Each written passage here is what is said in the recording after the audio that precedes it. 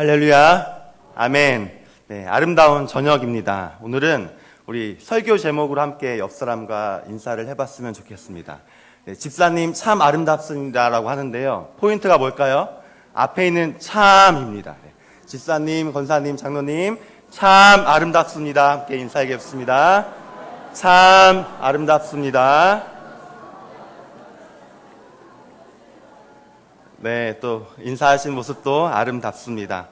네, 어린 아이들부터 또 작년에 이르기까지 하나님을 찬양하는 이 자리가, 또 말씀을 사모하며 함께 모인 이 자리가 하나님 보시기에 참으로 아름다울 줄 믿습니다.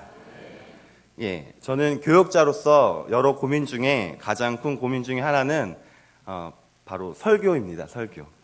제가 담임 목사님께서 많은 또 기회를 주셔서 아침에는 우리 고등부 아이들과 함께 예배드리며 설교를 했고요. 또 우리 오전에는 6월 달부터 섬기고 있는 우리 저 위에도 있는데요. 우리 유아부 성도님들과 유아부 예배 때 또 설교 말씀을 나누었습니다. 그리고 또 이 저녁 또 많은 성도님들 앞에서 서게 되었는데요. 하나님의 이 거룩하신 말씀을 이 부족한 종이 조금이나마 누가 되면 어떨까, 정말 조심조심하고 조마조마한 마음이 매주 저에게는 늘 있습니다. 그래서 이번 추석에 고향에 내려갔을 때 권사님 되시는 어머님께 단도직입적으로 물어봤어요. 어머니, 목사님이 어떻게 설교하시면 좋으세요? 라고 질문을 했습니다. 네, 어머니가 딱 한 말씀을 해주셨는데요. 어떤 대답을 했을까요? 네, 여러분의 대답을 해주시면 됩니다. 네, 속으로 생각하고 계시죠?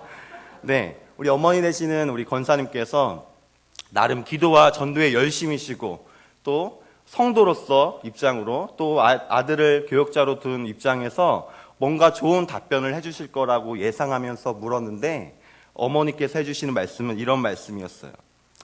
나영균 전사님, 설교 짧게 해. 네. 그 말을 딱 듣는 순간 저도 이해가 되더라고요. 그래서 제가 작년 설교를 했던 것 중에 가장 짧은 설교를 했던 적이 언제가 있었는지 한번 살펴보니까 제가 예전 교회에 있을 때 그 여름 사역 보고 예배 때, 오후 예배 때 설교를 했는데요. 설교 후에 많은 부서의 보고와 또 교학교 발표가 있어서 정확히 8분 설교를 했습니다. 네. 지금 제가 강단에 선 지 2분이 지났는데요. 네.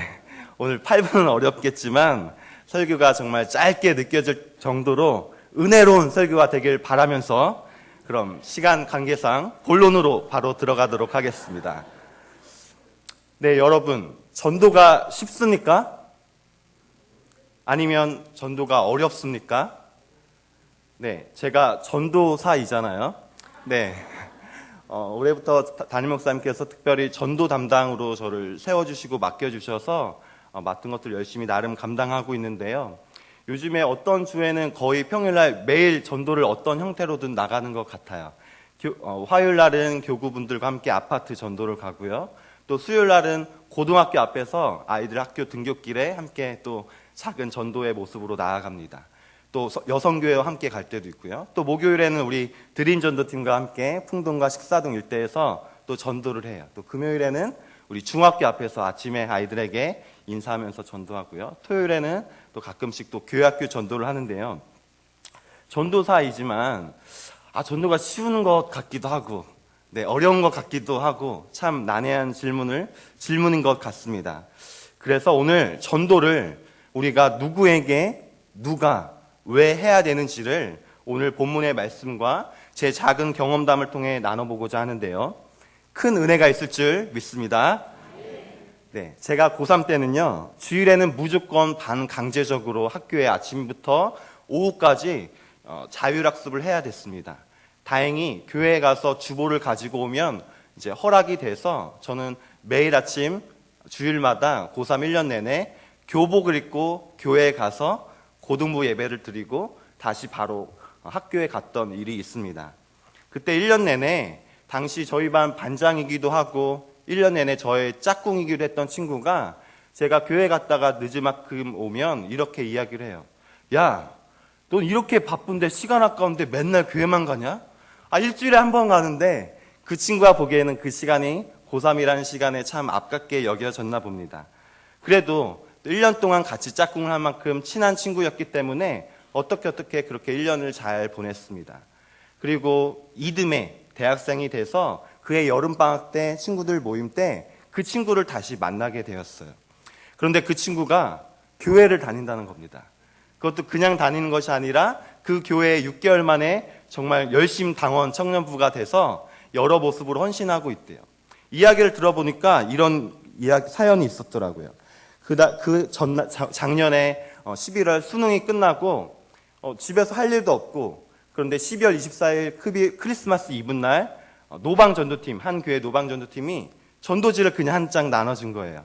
정확히 말하자면 성탄절 문학제 초청잔치 이 전도지를 나눠줬어요. 할 일도 없고 집에서 가깝기도 하고 뭐 재밌는 놀이도 할 수도 있고 혹시 여자친구도 사귈 수 있을까 하는 마음에 정말 100% 불순한 의도로 교회에 갔다고 합니다. 갔는데 느낌도 좋고 해서 다음날 주일날 예배를 드렸어요. 한 번 드리고 두 번 드리고 찬양대도 하고 교회학교 봉사도 하다 보니까 정말 인격적으로 하나님을 만나게 되었고, 그 누구보다 하나님을 나의 주 하나님으로 모시게 된 열심당원 믿음의 청년이 되었습니다. 자, 여기까지만 들으면 너무나도 흐뭇하고 참 감사한 이야기죠. 그런데 바로 그때 그 당시에 그 친구가 저에게 했던 한마디가 있는데 그 말에 저는 너무나도 부끄러웠습니다. 어떤 말이냐면, 야, 근데 너는 고3 때 그렇게 매주 교회 빠지지 않고 교회 나갔는데 넌 어떻게 한 번도 나한테 교회 가자는 말을 한 번도 안 했냐? 그 친구는 정말 억울한 마음으로 장난이 아니라 이렇게 좋은 하나님을 내가 이제야 만났는데 넌 어떻게 한 번도 나에게, 짝꿍인 나에게 매일 보면서 한 번도 교회 가자는 얘기를 안 했냐라고 정말 서러운 마음으로 이야기를 하더라고요.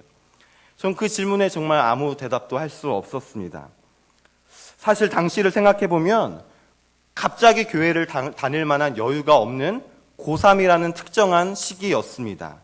그리고 그 친구가 교회에 대해서 부정적인 시선을 갖고 있는 사람이었어요. 그리고 그 친구 집에 놀러 가면 안방에 작은 불상이 있을 정도로 그 가정은 불교 신자였습니다. 어린 마음이지만 지금은 때가 아니라고, 지금은 상황이 안 된다고 하는 핑계 어린 마음으로 제 마음속에 있었던 것 같습니다. 하지만 중요한 사실은 무엇입니까? 복음을 듣기에, 하나님의 말씀을 듣기에, 우리가 예수 그리스도를 전하기에 예외가 되는 사람은 그 누구도 없다는 사실입니다. 오늘 본문에서도 이것을 반복하며 언급하고 있습니다. 11절 말씀에 누구든지 그를 믿는 자는, 12절 말씀에 그를 부르는 모든 사람에게, 13절에 누구든지 주의 이름을 부르는 자는 어떻게 된다고요? 구원을 받으리라. 아멘. 누구든지 주님의 이름을 부르기만 하면, 주님을 마음에 모시고 믿기만 하면 구원을 받게 됩니다. 이것이 바로 성경에서 이야기하시는 복음의 메시지입니다. 당시 하나님께서 바울을 통해 말씀하셨을 때에도 동일하게 말씀하셨어요.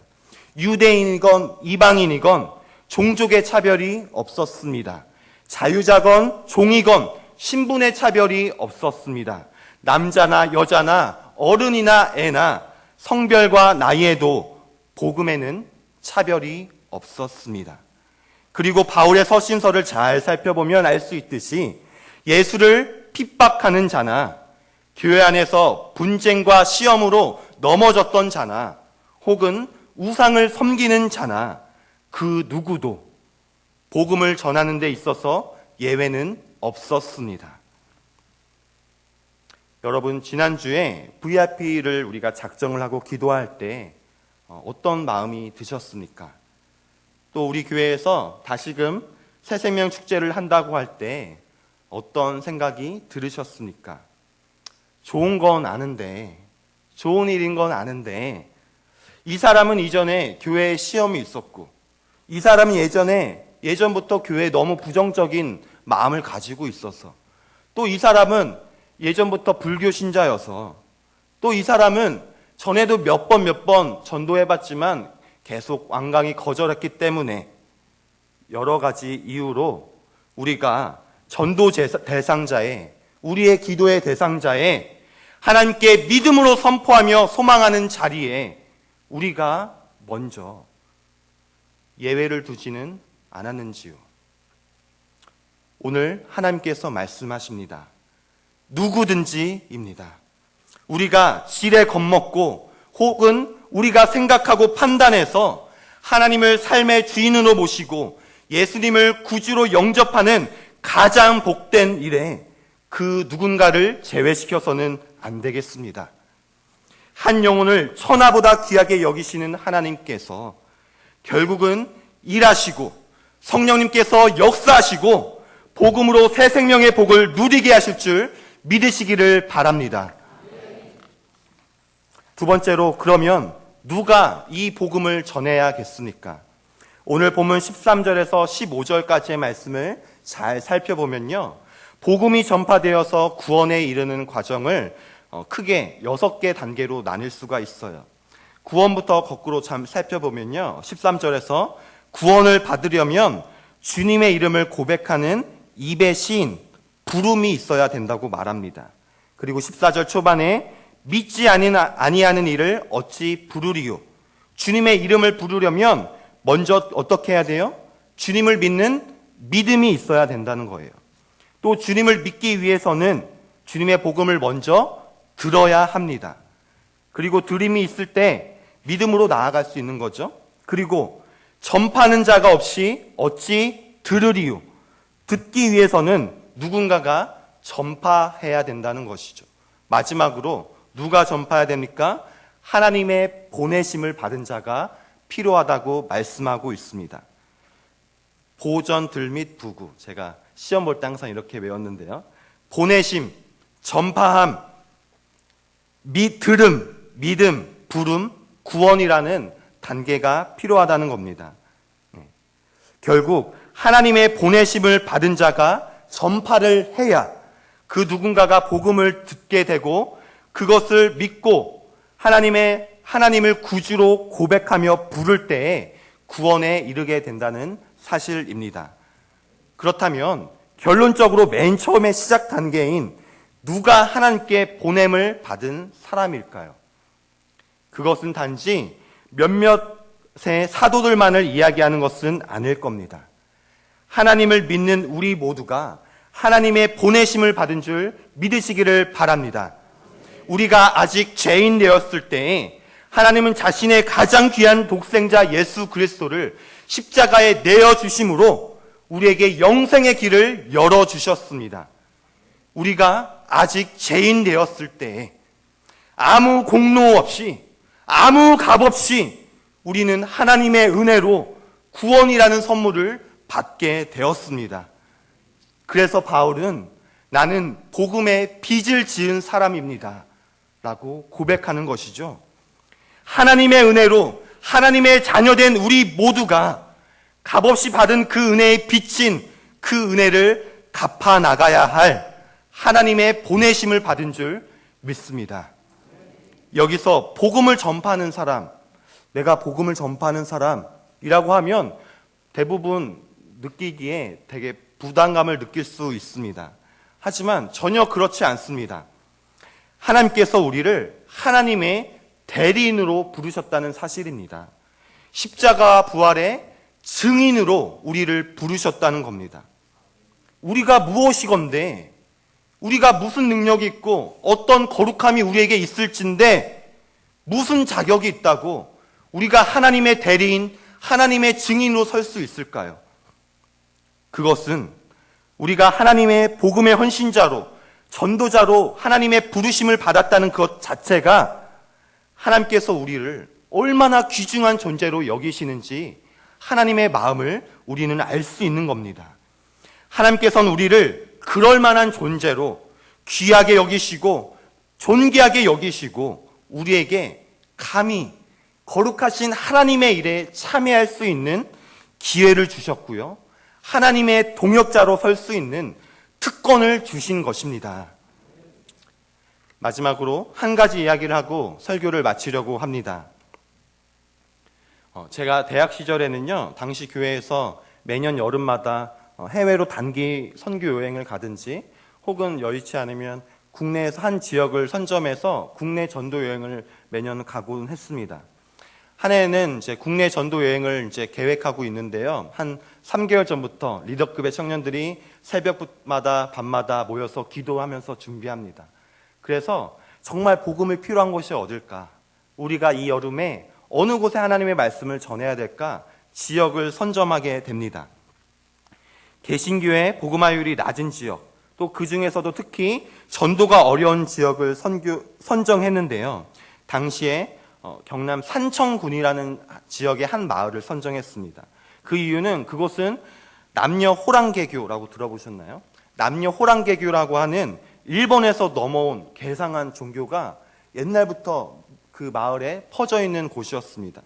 그리고 주변에도 교회가 많이 없고 산으로 둘러싸여 있었기 때문에 복음이나 전도팀이 올 수 있는 사정이 안 됐었기 때문이죠.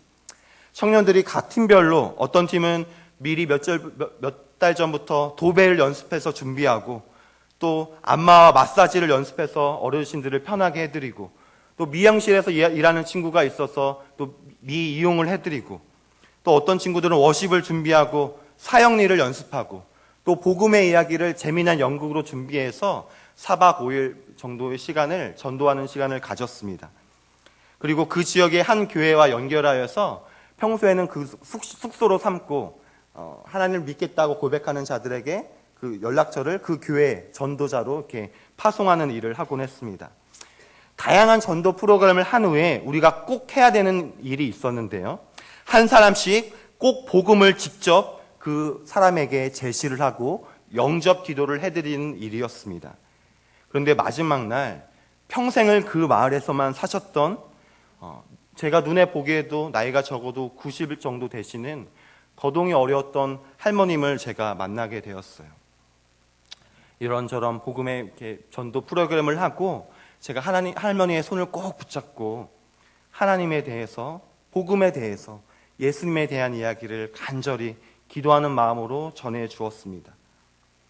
그런데 갑자기 할머니께서 엉엉 서럽게 우시는 겁니다.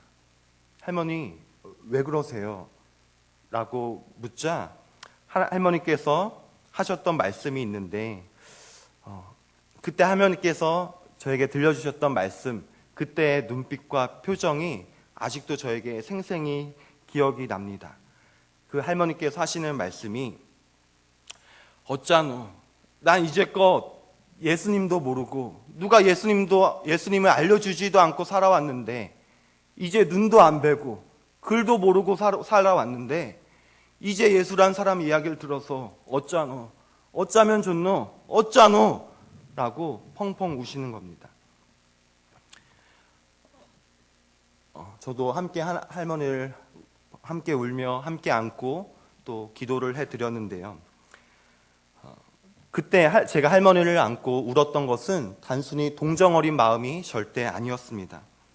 생각해보니 저는 어려서부터 자연스레 교회에 다니고 너무나도 편하게 신앙생활을 하고 있는데, 저 아프리카 오지마을도 아니고 같은 대한민국 이곳에서 다른 이유가 아니라 하나님의 이름을 듣지 못해서, 하나님의 복음의 말씀을 전해주는 사람이 없어서 평생을 하나님을 듣지도 알지도 모른 채 영적으로 보면 죽은 삶을 살아가는 사람이 있다는 사실에,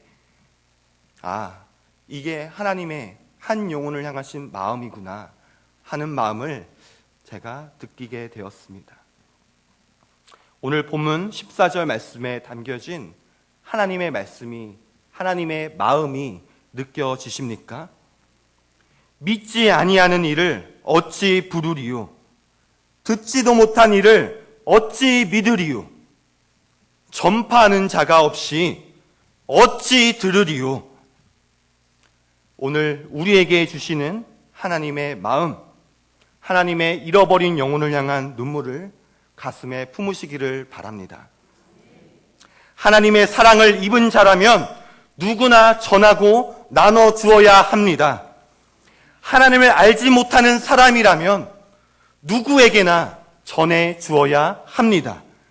그리고 그것이 한 영혼을 향하신 하나님의 애타는 마음이기에 우리는 전해 주어야 합니다. 그렇게 하나님의 복음을 전하고 사랑을 나누는 사람을 오늘 본문 15절 말씀에서 하나님께서는 아름답도다, 좋은 소식을 전하는 자들이여 라고 말씀하고 계십니다. 여러분, 우리도 아무 자격 없이 그 사랑을 받았으니, 아무 공로 없이 하나님의 은혜로 하나님의 자녀가 되었으니, 이제는 이 좋은 소식을 전하고 나눠주고 흘려보내는 아름다운 사람이 되시기를 바랍니다. 이 아름다움을 함께 누리시기를 바랍니다. 그럴 때 하나님께서 우리에게 칭찬하시며 말씀하실 겁니다. 참 아름답도다. 기도하겠습니다.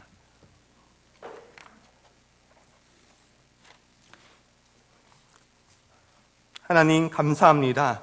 매주일 자연스레 예배당에 나오지만 돌이켜보면 우리가 아직 죄인 되었을 때 아무 공로 없이 아무 값 없이 주님의 은혜로 구원케 하여 주심에 감사드립니다.